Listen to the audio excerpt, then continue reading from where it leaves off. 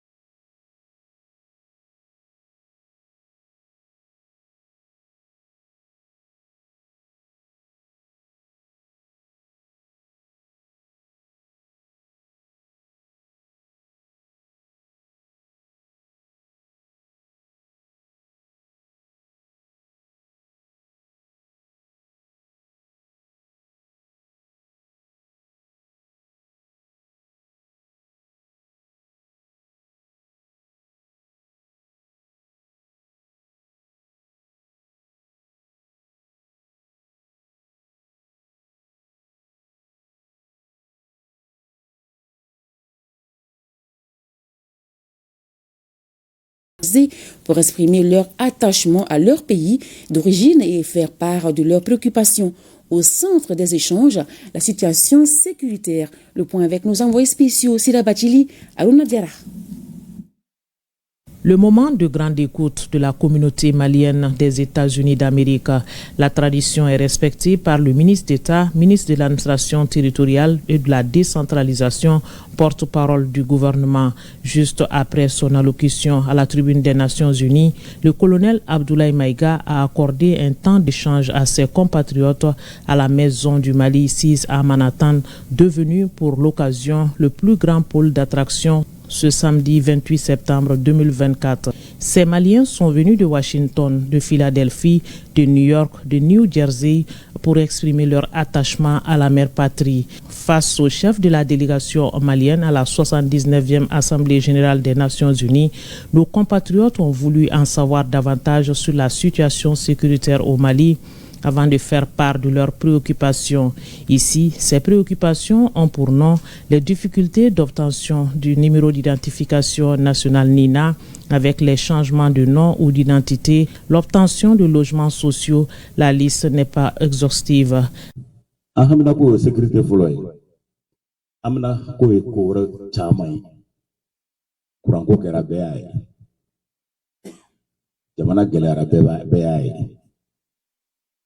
Yɔrɔ bɛ don mais Mali ta de b'a anw intéressé o bɛɛ ka bɔ a la nina ko ɲɛnabɔra caman kɛra la mais kɔnɔnafili caman b'a la hali bi dɛ tɔgɔ dɔw ye kelen tɔgɔ dɔw tɛ kelen n'i ko k'i b'a yɛlɛma ya ko dimi don f'i k'a kɛ k'a bila ka taa n'i y'a kɛ k'a bila ka taa i bɛ se ka kalo 2 kalo 3 kɛ i t'a sɔrɔ donc o hamina ko b'a la an b'a ɲini aw fɛ hali bi an k'an cɛsiri a k'aw jija an b'aw fɛ koyi ni malo ko fɔra e ɲɛna lajɛ an b'aw fɛ gouvernement min bɛ an b'a fɛ yɛlɛmaw bɛ se ka k'a kɔnɔ mais bi bi in na n'i ko Mali gouvernement diɲɛ bɛɛ bɛ an bɛɛ bɛ lafiya mun de kɛra mun de bɛ yen donc hali bi an ka dɔ fara aw ka cɛsiri kan.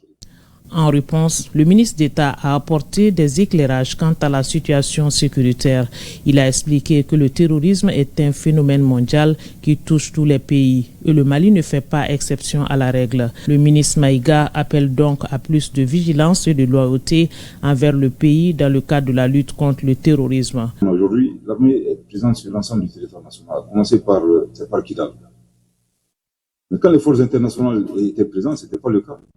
Aujourd'hui qu'on voit des résultats qui sont tangibles. En 10 ans, on en a perdu plus de la moitié du territoire de notre pays. Mais à la barre de la bien, on sera pour récupérer. Mais à aucun moment, on va être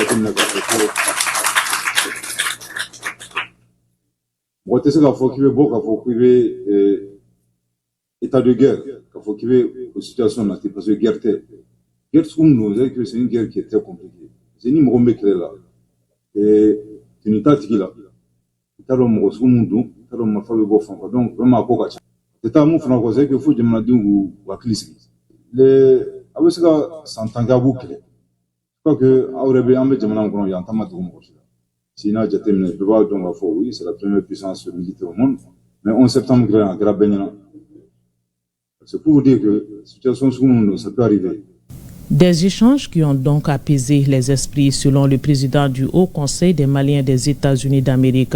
De telles rencontres permettent de trouver le chemin de prospérité pour tous, a-t-il conclu. Nous restons à l'étranger, suite de la visite de la délégation de haut niveau conduite par le ministre de l'économie et des finances en Fédération de Russie. La délégation a bouclé un séjour de 48 heures à Kazan, capitale du Tatarstan. C'est l'une des régions les plus riches et les plus industrialisées du pays. Et les opportunités de partenariat entre les deux parties étaient au cœur des échanges avec les sociétés et administrations rencontrées. La délégation malienne a notamment été reçue par le Premier ministre du Tatarstan, envoyé spéciaux à Kazan et à Konaté, Chidi Kamara. Le Tatarstan ouvre ses portes au gouvernement de la République du Mali. Au cabinet des ministres de cette république de 4 millions d'âmes située dans la partie européenne de la Fédération de Russie, le Premier ministre, entouré de certains membres de son gouvernement, reçoit la délégation de haut niveau conduite par le ministre de l'économie et des finances. Les deux parties ont à cœur de jeter les bases d'un partenariat nouveau dans le cadre du raffermissement de la coopération entre Bamako et Moscou. Ce matin, nous avons eu une rencontre donc avec le Premier ministre entouré de plusieurs membres de son gouvernement. C'est dans le cadre donc de notre engagement de développer la coopération avec la Fédération de Russie, engagement que nous avons pris auprès des plus hautes autorités du Mali, qui à la suite du forum Russie-Afrique se sont engagés donc à rendre notre coopération à un niveau stratégique, comme en témoigne l'excellence donc de cette relation dans le domaine de la sécurité et dans le domaine diplomatique. Avec son économie basée sur le pétrole et la pétrochimie, son parc industriel, son potentiel agricole, ses zones économiques spéciales pour ne citer que cela, le Tatarstan est une des régions les plus riches de la Fédération de Russie. Des pneumatiques aux camions de la célèbre marque Kamaz, des hélicoptères aux avions de type Tupolev en passant par les technologies digitales, la gamme de produits industriels fabriqués ici est très variée. Et cet énorme potentiel, c'est l'Agence de développement des investissements du Tatarstan qui en fait la promotion en vue d'attirer les investisseurs et partenaires. La délégation malienne a été largement édifiée au cours de son passage dans la salle de présentation avec une immersion en 3D dans l'économie du pays. De partenariat avec le Mali, il en a été question au ministère de l'Industrie et du Commerce de la République du Tatarstan. En matière de commerce, il a été question donc du commerce des intrants, du commerce des produits pétroliers, et il a également été question donc des investissements structurants dans les domaines du transport, que ce soit le transport des marchandises comme les camions, le transport aérien, pour l'exploitation de la nouvelle compagnie aérienne du Mali. Il a été également question donc de faire de la recherche pétrolière. Ils sont également intéressés de partager avec nous la recherche et l'exploitation minière, de travailler sur la sécurisation, de l'affinage d'or et de beaucoup d'autres secteurs. Il a été question donc de mettre en place une commission de travail qui va concerner les ministères sectoriels concernés, les conseillers concernés. Donc il s'agit pour nous d'avancer très rapidement pour pouvoir donner un contenu effectivement à la coopération économique entre le Mali et la République du Tatarstan, qui est une des républiques qui composent la Fédération de Russie. Un accent particulier a été mis au cours des échanges sur la coopération avec le constructeur numéro 1 de poids lourds en Russie, dans les pays de l'ex-URSS, au Proche et Moyen-Orient, la société Kamaz établie à Kazan. Objectif affiché, la construction d'une usine d'assemblage de ces véhicules au Mali. À Bamako, des rencontres se sont tenues entre les ministères et les conseils maliens des transporteurs routiers et l'OPECOM, c'est-à-dire l'Organisation patronale des entreprises de construction du Mali. Donc lors de ces échanges, les avis techniques par rapport aux spécifications des véhicules qui sont adaptés aux conditions maliennes ont été définis. Et aujourd'hui, nous sommes à Kazan, c'est-à-dire la république d'implantation de cette usine, où on a eu des échanges avec les dirigeants de cette société qui nous ont permis de coordonner, de mettre en œuvre tout ce que nous voulons comme spécification par rapport aux véhicules, compte tenu de la position géographique du Mali, qui est un pays continental. Retour au Mali. La solidarité envers les victimes des catastrophes, un devoir citoyen et un acte de civisme. C'est le thème de la 29e édition du mois de la solidarité et de la lutte contre l'exclusion, dont le ton sera donné demain, 1er octobre.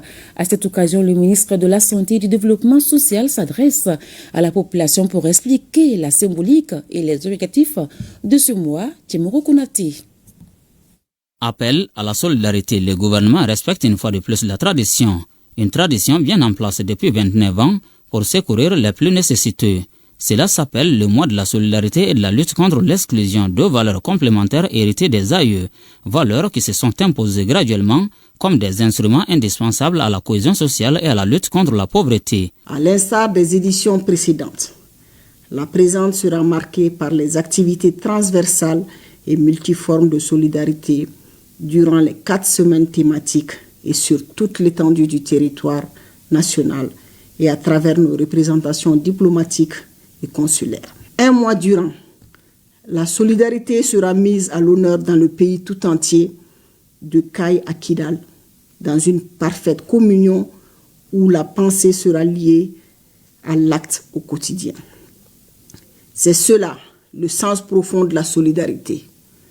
Travailler, aider, assister, partager avec l'autre se trouvant dans le besoin, mais aussi cultiver le sens de la dignité humaine et de la responsabilité. Cette édition 2024 intervient à un moment où les pluies diluviennes ont fort ébranlé de nombreux concitoyens. Pertes en vie humaine et animale, dégâts matériels importants, les conséquences des inondations ont été on ne peut plus fâcheuses, ce qui a nécessité l'état de catastrophe nationale décrété le 23 août dernier par le président de la transition. D'où le choix du thème, la solidarité envers les victimes des catastrophes, un devoir citoyen et un acte de civisme. La mesure est certes exceptionnelle, mais elle s'avère indispensable au regard des drames enregistrés et du dénouement dans lequel se trouvent les populations sinistrées. Il nous faut non seulement secourir les victimes, mais aussi les aider à se reconstruire. Les plus hautes autorités encouragent donc vivement les bonnes volontés et les partenaires à se joindre à cette initiative. Devoir de conscience, le ministre adresse ses remerciements aux hautes autorités, aux ONG et à toute autre personne dont l'apport a été déterminant dans le maintien de cette dynamique de solidarité avec ceux qui en expriment plus le besoin. Le ministre des Transports et des Infrastructures informe les usagers de la route du démarrage des opérations de la nouvelle immatriculation des véhicules automobiles et engins motorisés en République du Mali, conformément aux dispositions de l'arrêté numéro 2023-50-MTI-SG du 29 décembre 2023 fixant les détails des règles générales d'immatriculation des véhicules. Les opérations ont débuté à titre symbolique le 22 septembre 2024. Le numéro d'immatriculation est porté sur un certificat d'immatriculation ou carte grise délivré pour une durée de 5 ans qui comporte les mentions suivantes. 2 lettres indiquant la série de base, 3 chiffres indiquant le numéro d'ordre dans la série de base, 2 lettres indiquant la série déroulante de 1000, le sigle du district ou de la région suivi du numéro de l'arrondissement pour le district de Bamako et du cercle pour les régions, le drapeau national et la mention ML. Les plaques d'immatriculation apposées aux véhicules et engins motorisés se présentent à titre d'illustration pour le district de Bamako et la région de Caille, conformément aux figures rectangles ci-après. AA 025 AA, AA 049 AA. Le QR code porté sur la plaque d'immatriculation entre le sigle de la région ou du district et le numéro de l'arrondissement et du cercle renforce l'authenticité de la plaque. Les opérations d'immatriculation sont effectuées tous les jours ouvrables à la Direction générale des transports et dans ses structures régionales et subrégionales. Les propriétaires de véhicules et engins motorisés munis des pièces requises peuvent se présenter au centre d'immatriculation ouvert dans les services des transports précités. Le ministre s'est compté sur la bonne compréhension des usagers de la route. À l'intérieur du pays, fin de la visite de terrain du ministre de l'Agriculture à Ségou. Daniel Siméon Kélémon a visité les parcelles et a rencontré les producteurs et l'encadrement. De façon générale, la campagne agricole se déroule normalement et l'objectif de production de cette année se chiffre à plus de 200 000 tonnes, toutes céréales confondues. Reportage Kandesila. C'est par l'ouvrage numéro 1 à Djoro que cette visite du ministre de l'Agriculture dans la zone officierie de Ségou a donné le ton. Ici, le ministre a eu droit à une explication du complexe hydraulique du casier de Djoro, qui totalise 15 000 hectares de superficie emblavée. Pour cette campagne, l'officerie mise sur une production de plus de 200 000 tonnes, toutes céréales confondues. L'état de la campagne au niveau de la zone officerie est globalement satisfaisant. C'est vrai qu'on a eu des difficultés au début. Et par rapport aux inondations, avec les fortes pluies, on avait beaucoup d'inquiétudes. Mais aujourd'hui, ces inquiétudes sont levées. Le second centre d'intérêt de la visite concerne les parcelles de Ablaye Diallo, du village de Binatomobougou. Ce paysan pratique la méthode courante de semis à la volée et un champ d'adoption du système de riziculture intensif qui se caractérise par des semis en ligne. Il y a quelques contraintes, certes, mais la technique du SRI a plus d'avantages en termes de coûts et de rendement. Au niveau de l'officerie, 2 systèmes d'irrigation sont pratiqués. Le système de submersion contrôlée, pratiqué dans la plupart des cas, et le système de maîtrise totale de l'eau. Nous devrons aller vers la maîtrise totale, parce que la submersion contrôlée est tellement aléatoire. Et ça a été fait à un moment où on voulait trouver vraiment des solutions alternatives pour aller vers l'autosuffisance alimentaire. Mais aujourd'hui, avec les changements climatiques,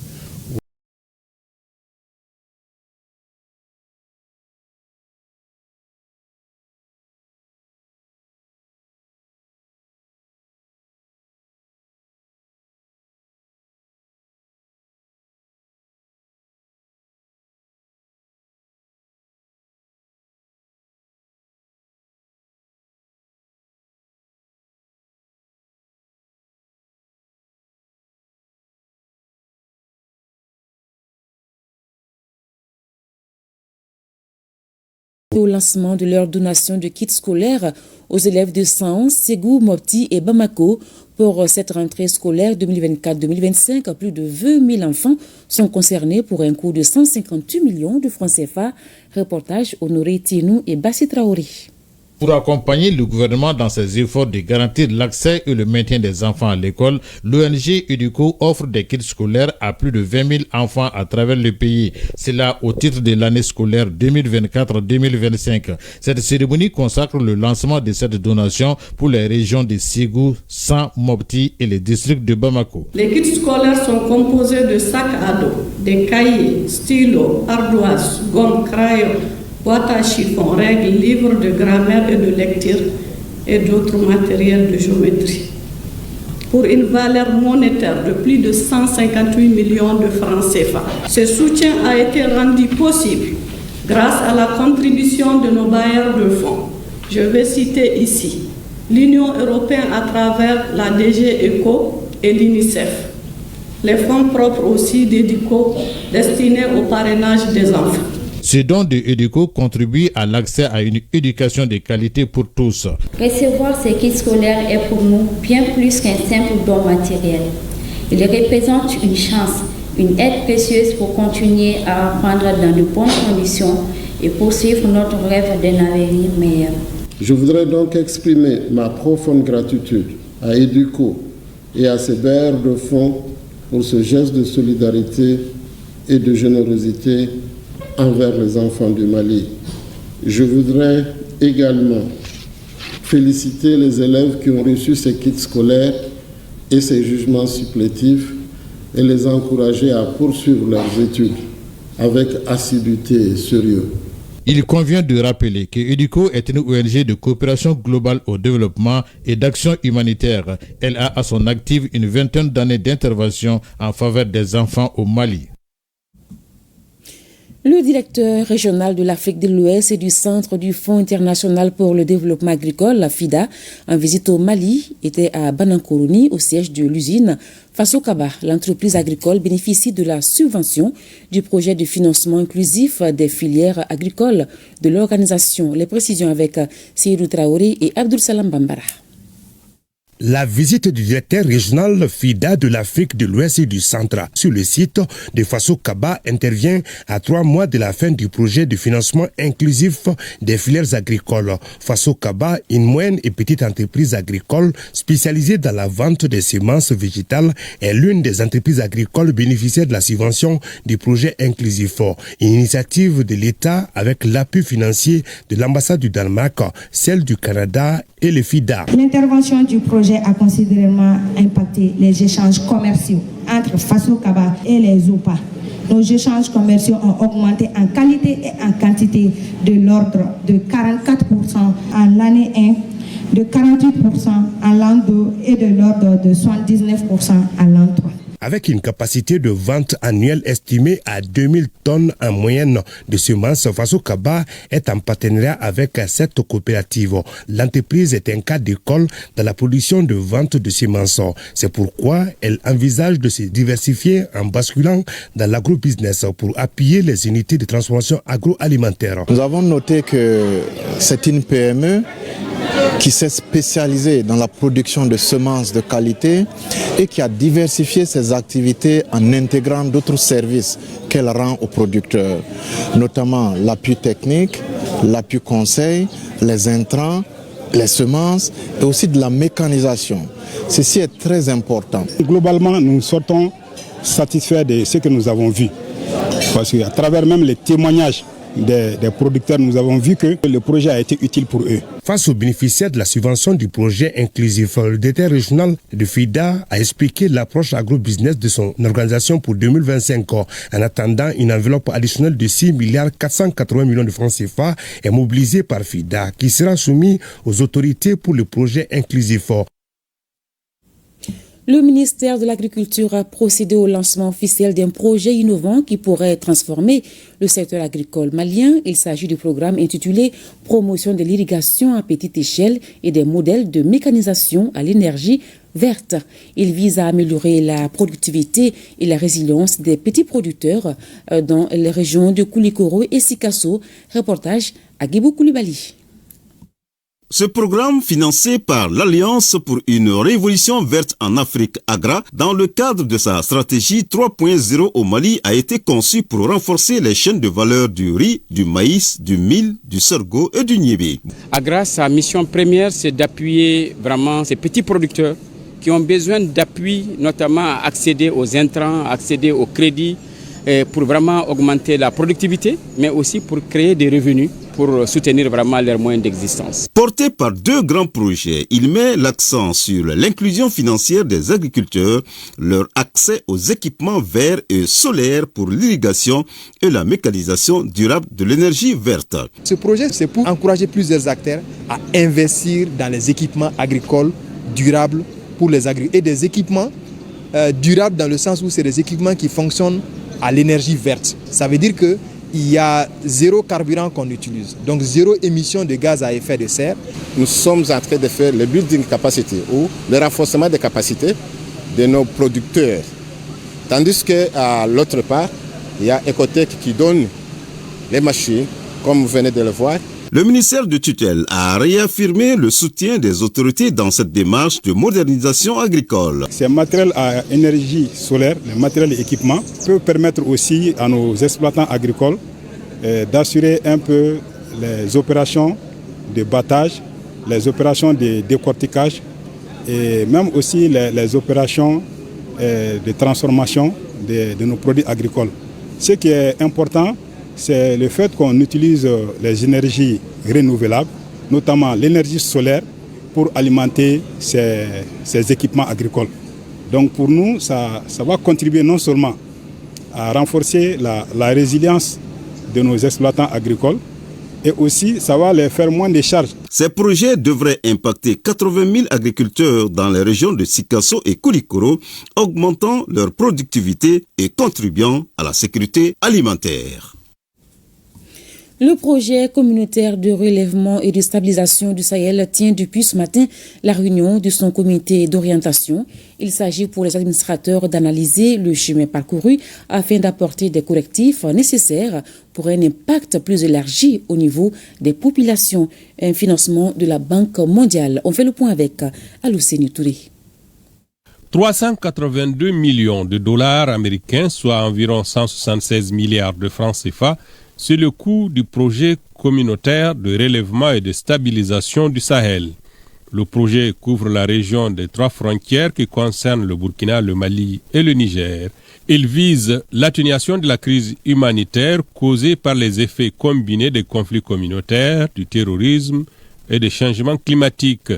Autant de raisons qui justifient la mise en œuvre du projet communautaire de relèvement et de stabilisation du Sahel. Il s'agit donc d'assurer le suivi de la mise en œuvre du PCRES à un niveau régional et national, valider les rapports de suivi de la mise en œuvre du projet, orienter, conseiller et soutenir la production des connaissances, ainsi que le dialogue politique national.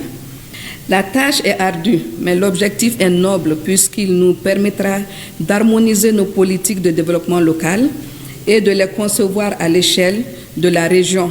Avec plus de 1,2 million de personnes touchées, le PCRS a soutenu des services et des infrastructures socio-économiques, des données régionales et une coordination. Le PCRS a été conçu par les 3 pays. Il a pour objectif de contribuer au rétablissement et à la résilience des communautés dans les zones ciblées de la région Liptako-Gourma grâce à une approche régionale soutenant les services socio-économiques intégrés et l'infrastructure, les moyens de subsistance et le développement territorial et les données et la coordination régionale. Le projet est sous la tutelle du ministère de la Réconciliation nationale. Les rencontres, les dialogues, les forats qu'on organise, il suffit juste de regarder les recommandations et la mise en œuvre de ces recommandations, soit on est dans la prévention ou dans la gestion des conflits. Voilà pourquoi le PCRSS, qui était un projet, un programme au niveau du ministère de l'économie et des finances, et qui est supposé être un projet au bénéfice des populations, et j'ai vu en ce projet une opportunité de l'amener à mon niveau, de créer les conditions du développement et de faire en sorte que toutes les populations soient réconciliées et en paix. Dans le but d'atteindre nos objectifs auprès des populations, auprès des communautés, nous avons décidé quand même d'apporter des changements en termes d'architecture institutionnelle pour avoir un contact direct avec les populations, ce qui est vraiment en cours.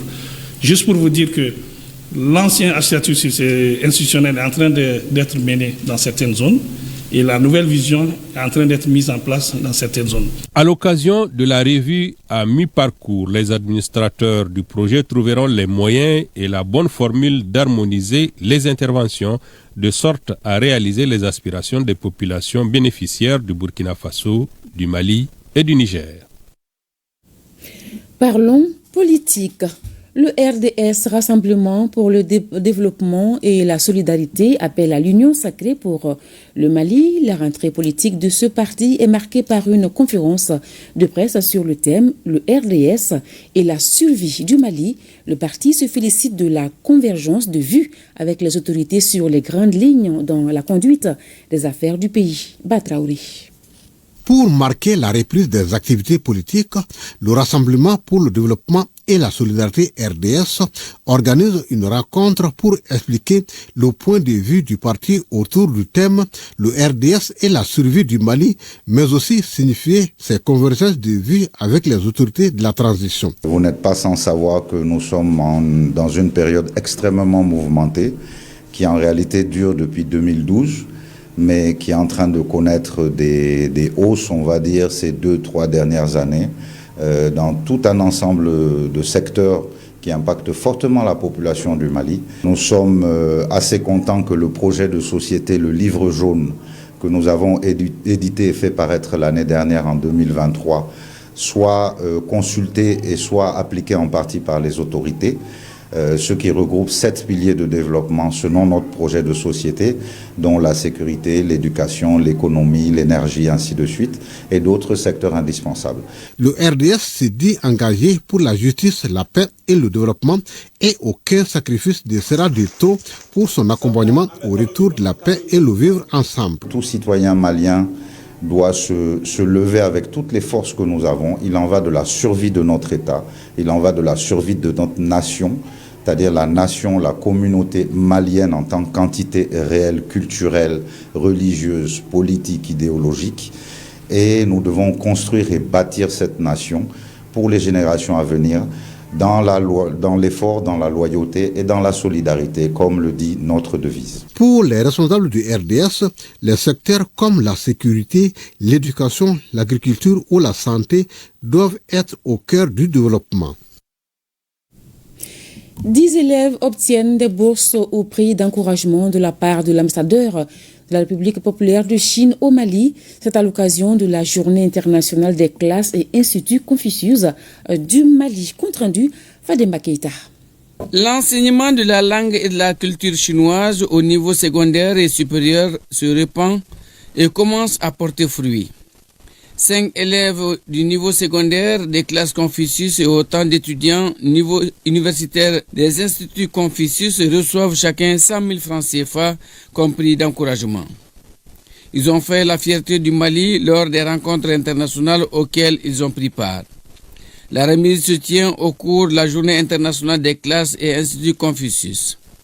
Journée qui coïncide avec la célébration de la 11e journée des instituts Confucius et celle du 15e anniversaire de la classe Confucius du lycée Askia Mohamed.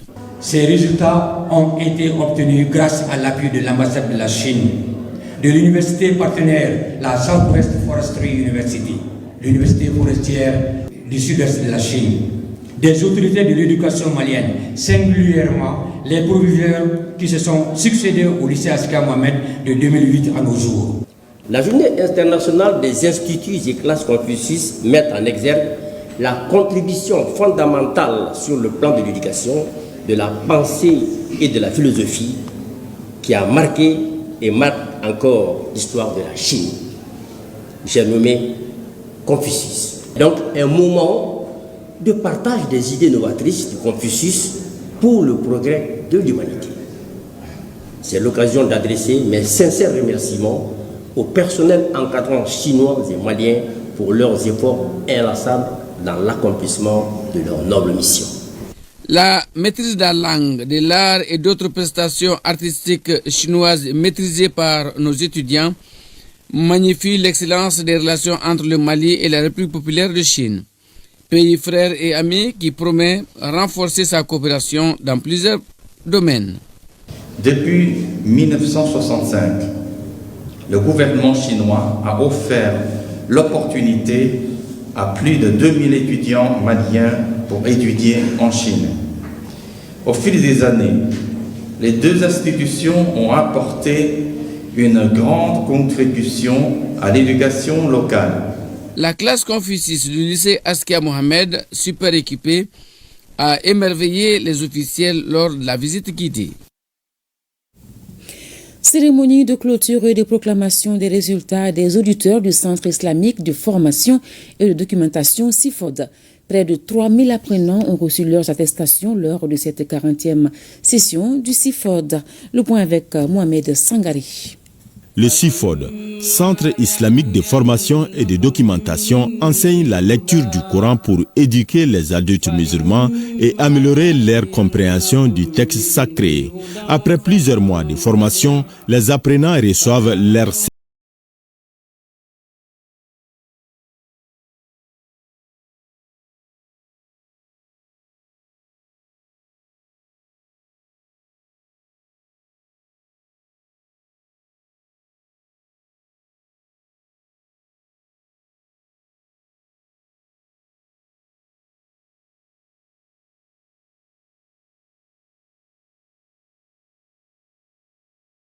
la communauté. Et nous ne faisons que faire la promotion de toutes les valeurs, n'est-ce pas, prônées par le Saint-Coran. Près de 3000 auditeurs ont été formés par les CIFOD. Les apprenants se réjouissent d'acquérir de nouvelles connaissances et comptent en faire bon usage. En votre nom, je prends ici l'engagement que nous auditeurs mettrons nos connaissances acquises au profit de nos familles respectives et de l'ensemble de la communauté musulmane du Mali. Tant que des francophones qui se sentent réellement musulmans, qui viennent vers l'apprentissage du Coran à travers le médium arabe, je crois qu'avec votre belle formation en français, ça va beaucoup contribuer de façon drastique au développement non seulement de notre pays, mais et à la stabilisation de la paix forcément. Les responsables du centre ont remercié le ministre par une distinction pour ses efforts en faveur des activités du centre. Cela a été suivi de la remise d'attestation de reconnaissance aux parrains et à la marraine, tous des auditeurs du CIFOD. Lancement à Zamblara, dans la commune urbaine de Sikasso, de la restauration de la forêt classée de la localité. L'ONG Energia, en partenariat avec l'ONG Congo Lakanasso, a décidé de redonner à cette forêt de plus de 60 hectares sa valeur d'antan. Le reboisement porte sur 6 hectares, compte rendu Moustapha Doumbia, Taïrou Konati. C'est un sketch de sensibilisation sur les impacts de l'exploitation abusive des forêts qui donne le ton de cette opération qui vise à restaurer la forêt classée de Zamblara qui couvre plus de 60 hectares. Il s'agit aussi de préserver les ressources naturelles pour renforcer la résilience des écosystèmes et améliorer le cadre de vie. C'est une initiative de l'ONG Energia en partenariat avec l'ONG Congo Lakanasso. Ce moment revêt une importance capitale, non seulement pour notre environnement local, mais également pour l'avenir de notre planète. Je vous invite donc à vous engager activement dans ce projet qui vise la plantation de 620 arbres composés de moringa, d'Acacia Sénégal, de Néré, de Tamarinier, entre autres. Le reboisement concerne une superficie de 6 hectares, dont 1,5 hectare clôturé en grillage.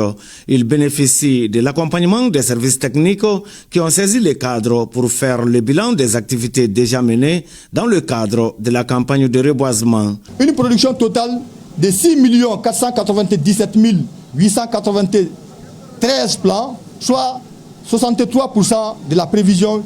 La plantation de 163,61 hectares, toutes espèces confondues.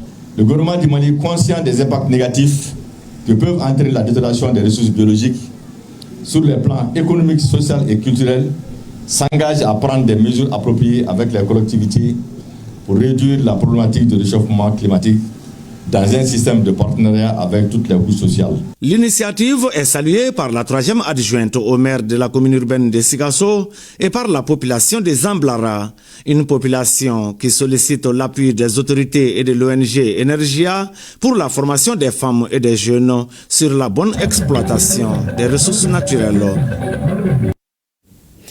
La Croix-Rouge et le Croissant-Rouge viennent de lancer à Tombouctou des journées d'échange sur le mouvement et le droit international humanitaire. Ce cadre qui a regroupé les préfets et sous-préfets des sectes de la région vise à leur donner des connaissances sur le rôle, les composantes et les missions de la Croix-Rouge et du Croissant-Rouge.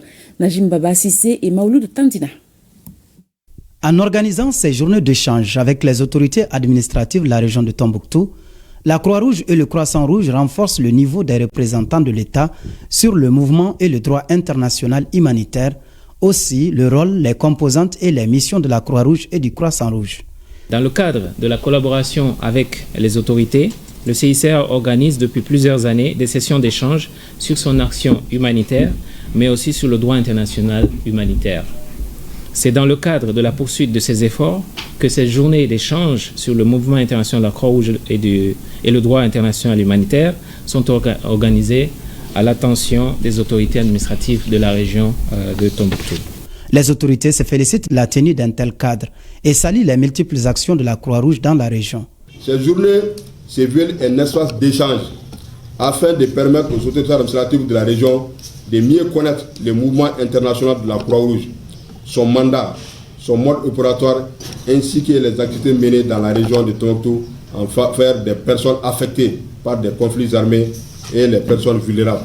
C'est le lieu pour moi de remercier très sincèrement le CICR et l'ensemble de ses partenaires pour avoir accepté l'organisation des présentes journées d'échange à l'attention des représentants de l'État dans la région de Tombouctou. Au terme de ces cadres d'échange de 2 jours, des recommandations seront formulées par les administrateurs pour une saine collaboration entre l'organisation et les autorités régionales. Toujours à l'intérieur du pays, le CICR vole au secours de l'hôpital Angadumbu Moulay Touré de Gao. Il vient de mettre à sa disposition 2 systèmes solaires. Il s'agit d'un investissement de 75 millions de francs CFA, compte rendu à Liu Idrissa Maïga. 2 systèmes solaires de dernière génération pour fournir d'électricité au bloc opératoire et la salle de réanimation de l'hôpital Angadumbu Moulay Touré de Gao. Un geste du CICR qui n'est pas à sa première réalisation au sein de cet établissement public. Il n'y aura plus de souffrance par rapport à la gestion des urgences. Vous savez que l'hôpital régional de Gao, c'est un hôpital international quand vous regardez notre position géographique. De Gao jusqu'à la frontière, le Timétrine, le sud algérien, le Dori dans le Burkina Faso et toutes les régions septentrionales qui entourent cette région. Leur urgence, ça dépend des catégories d'urgence, mais singulièrement les blessés par arme à feu. Et à l'intérieur de la région de Gao, toutes les autres urgences obstétricales convergent vers cet hôpital. Nous estimons que le soutien du CICR est plus que jamais pertinent, compte tenu de l'impact érosif de la pénurie de carburant dans la région.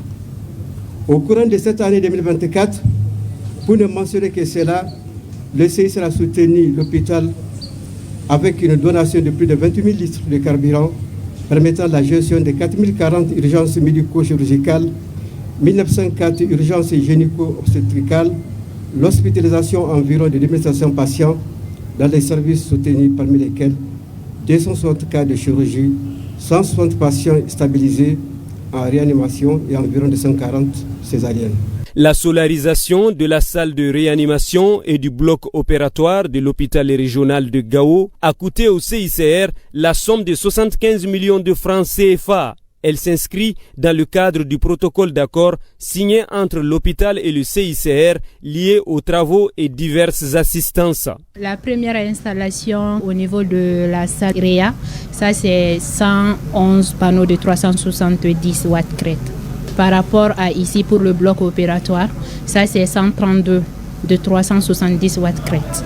En tout, ça fait une puissance de 89 kW crête. Je voudrais réitérer l'engagement du gouvernement malien à renforcer notre coopération avec les acteurs du développement dont le CICR fait partie. Nous félicitons le dévouement des équipes CICR et leur volonté de collaborer avec nous pour la réalisation de cette station solaire qui augmentera la résilience du système de santé et contribuera à réduire la mortalité dans la région de Gao. J'encourage vivement les autres partenaires à suivre l'initiative du CICR et à participer à leur tour au développement de l'énergie solaire dans notre région. Avec cette énergie solaire, fini désormais les problèmes d'électricité au niveau du bloc opératoire et de la salle de réanimation de l'hôpital régional de Gao. Je l'annonçais dans le sommaire, avoir une grossesse non désirée pousse beaucoup de jeunes filles ou de femmes à aller vers l'avortement clandestin. La pratique peut provoquer chez la femme des hémorragies, des infections, l'infertilité ou même le décès. Selon une étude menée en 2022, environ 50% des grossesses n'étaient pas désirées au Mali, ce qui attire l'attention de tous les acteurs sur l'avortement clandestin et ses conséquences. Focus Santé, une signature de Koumba Sissé et Makanjakité. L'avortement est une pratique qui n'est pas autorisée au Mali. C'est pourquoi les femmes ou les jeunes filles qui portent une grossesse non désirée se cachent pour interrompre volontairement cette grossesse et cela se passe très souvent dans des conditions inappropriées.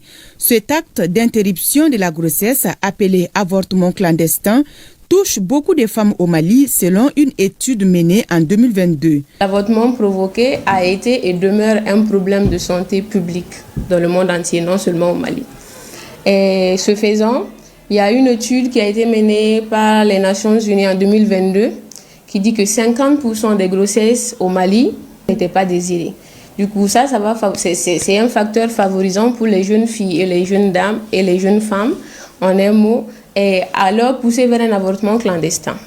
Et l'avortement comme tel, selon l'OMS, on a une définition. L'avortement, c'est une expulsion du fœtus de moins de 500 grammes, soit 22 semaines d'aménorrhée. Et l'avortement clandestin, on va classifier les avortements en deux grands groupes. Les avortements spontanés, les avortements provoqués. L'avortement clandestin présente plusieurs risques allant de l'infertilité au décès. Les conséquences de l'avortement clandestin sont multiples. On a tout d'abord l'hémorragie.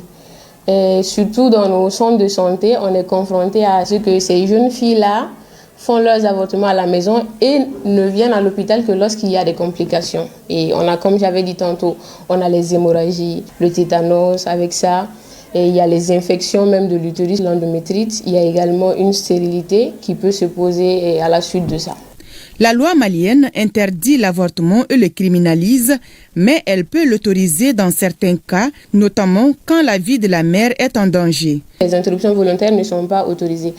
Mais ce n'est autorisé au Mali dans le cadre de que s'il y a eu un inceste ou voilà, il y a eu un viol, la personne veut avorter et dans ces cas-là, ou bien que la maman, même la vie de la maman court un danger.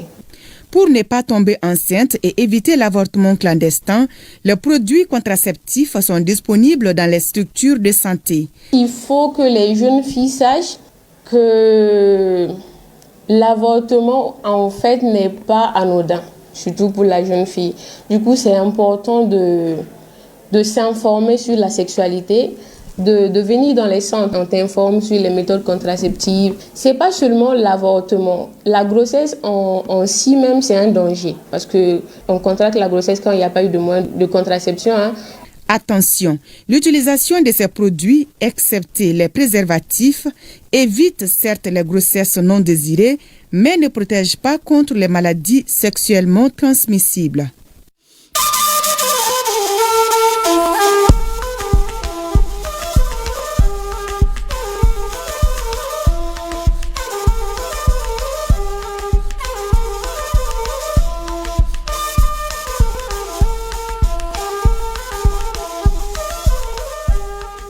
Nous commençons cette page AES par le Burkina Faso. Lundi 23 septembre dernier, le ministre de la Sécurité annonçait dans une déclaration qu'une tentative de déstabilisation du Burkina a été déjouée. Le ministre Mahamadi Sana précisait également que des éléments de preuve allaient être publiés sur ce complot qui implique de nombreux Burkinabés bien connus au plan national et international. Ce soir, nous vous livrons les premiers éléments de preuve. Il s'agit d'un témoignage du commandant Ahmed Kinda, ex-combattant. Nous l'écoutons. Tentative de déstabilisation du Burkina. Le premier épisode des pièces à conviction dévoile le plan funeste. L'audition du commandant Ahmed Kinda, l'ex-commandant des forces spéciales burkinabais. La préparation du coup implique plusieurs personnes basées un peu partout dans les pays de la sous-région. Le commandant Kinda est le chef des opérations. C'est lui qui doit mobiliser l'armement et les combattants nécessaires. La mission l'amène à la frontière Bénin-Niger avec 2 autres pisteurs. Les 3 combattants ne pourront pas se rencontrer. Ils sont tombés dans les mailles de la police nigérienne. Dans son témoignage, Ahmed Kinda parle de ses besoins pour le succès de l'opération. Combattants et équipements, tout doit venir d'ailleurs. Pour ce projet, nous avons fait appel à des mercenaires à travers Bari Abdoulaye. Ce sont des Centrafricains. À cette étape du témoignage, 4 complices sont nommément cités. 2 militaires et 2 journalistes. L'ex-président de la transition, Paul-Henri Sandaogo Damiba, le lieutenant-colonel Roméo Woba, Serge Maturin, journaliste ivoirien basé au Niger, et son confrère burkinabé, Abdoulaye Bari.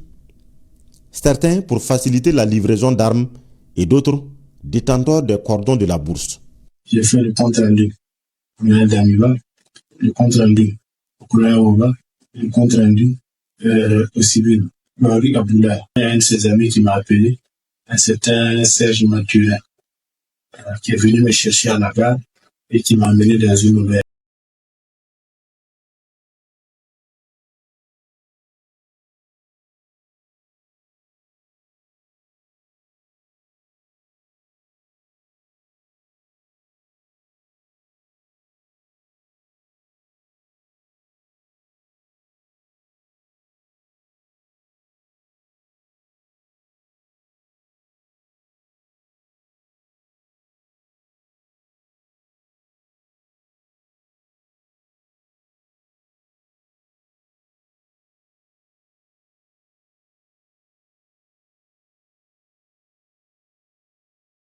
liberté et responsables afin de protéger leur patrimoine commun dans l'espace. Jérôme Tindano.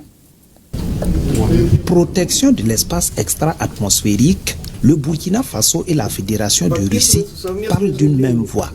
Ce document conjointement signé fait office d'appel pour la prise en compte des générations futures. Les pays africains et les pays du Sahel sont en retard sur un certain nombre de points et c'est pour cela que nous mettons tout en œuvre pour que tout ce qui est du domaine du patrimoine mondial, que ce soit au niveau des océans, que ce soit au niveau de l'espace, ne tombe pas sous le monopole des pays développés qui abusent déjà de l'espace extra-atmosphérique. Le renforcement de l'axe Ouagadougou-Moscou est également au menu de ce tête-à-tête entre Karamoko Jean-Marie Traoré et Sergei Lavrov. C'était l'occasion pour nous de passer en revue aussi et de faire un suivi des questions de coopération au niveau bilatéral, notamment la nécessité de renforcer le volet économique de notre coopération, la nécessité d'avancer sur les dossiers de coopération en matière d'énergie, la nécessité d'avancer aussi sur les dossiers de coopération en matière de formation professionnelle et de toutes les autres questions d'intérêt majeur. Le ministre a saisi l'opportunité pour demander mon entremise et transmettre ses salutations les plus cordiales à son Excellence le capitaine Ibrahim Traoré et de lui transmettre toute son amitié et lui réitérer l'engagement de la Russie à toujours apporter cette caution, non seulement au Burkina Faso dans le cadre bilatéral, mais aussi au mécanisme de structuration de la Confédération des États du Sahel. Le Burkina Faso et la Fédération de Russie sont ainsi engagés pour un multilatéralisme plus efficace, créateur d'espace et d'opportunités pour les États du Sahel. Voyons à présent le contenu du bulletin qui évoque les interventions des forces de défense et de sécurité dans leur mission de sécurisation du territoire nigérien. Il concerne la période du 26 au 28 septembre 2024. Dans la région de Tillabéri, l'opération NIA, bordant la rive droite du fleuve Niger, poursuit son offensive contre les groupes armés terroristes avec une intensité soutenue. Le mercredi 26 septembre, en milieu d'après-midi, les troupes au sol ont enregistré des avancées significatives. À proximité du village de Kouloubaga, une patrouille a réussi à intercepter un terroriste blessé par balle qui tentait de s'échapper. Ce dernier, unique survivant d'un affrontement antérieur, a été appréhendé et placé en détention. Par ailleurs, lors du marché hebdomadaire de Tamou, les forces de sécurité ont procédé à l'arrestation de 2 individus identifiés comme ravitailleurs et membres actifs des réseaux terroristes opérant dans la zone.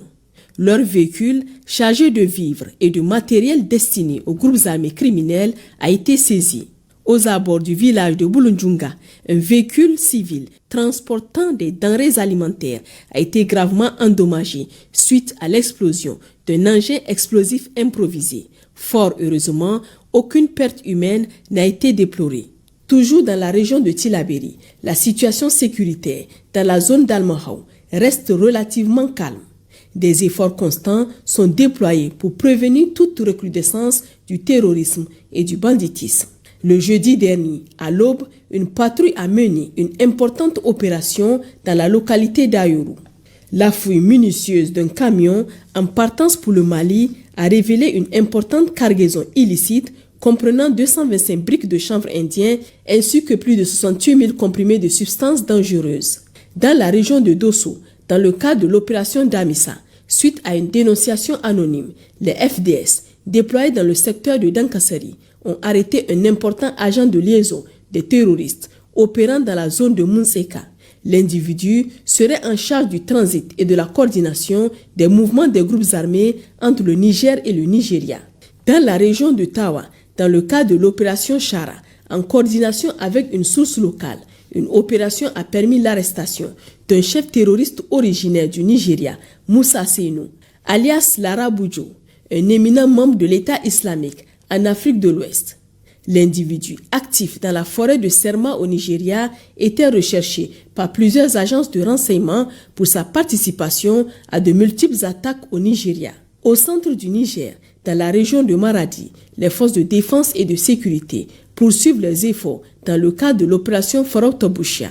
Outre les actions militaires, les FDS travaillent à renforcer les liens avec les populations civiles, en particulier les couches les plus vulnérables. Au cours de la semaine écoulée, plus de 650 ménages issus des villages de Moulé et d'Ankano ont bénéficié de consultations médicales et de la distribution gratuite de médicaments essentiels. À l'est du pays, dans la région de Difa, la situation sécuritaire reste sous contrôle malgré les incursions sporadiques observées ces derniers temps.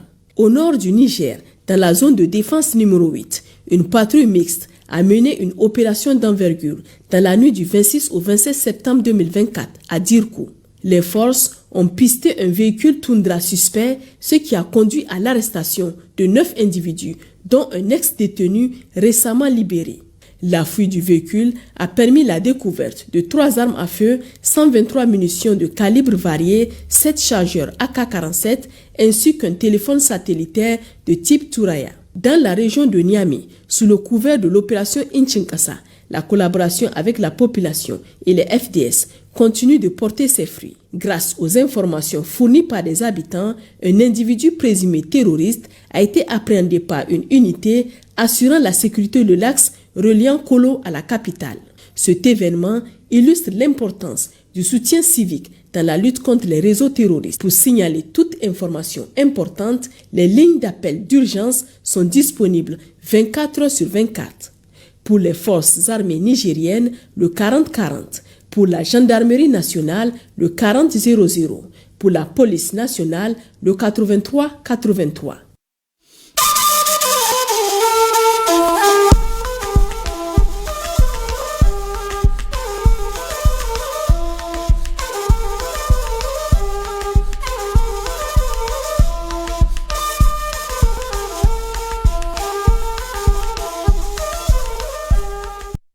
Avant de boucler cette annonce, à suivre après cette édition un magazine spécial sur la visite du président de la transition à Beijing en Chine, où il a pris part au FOCAC 2024.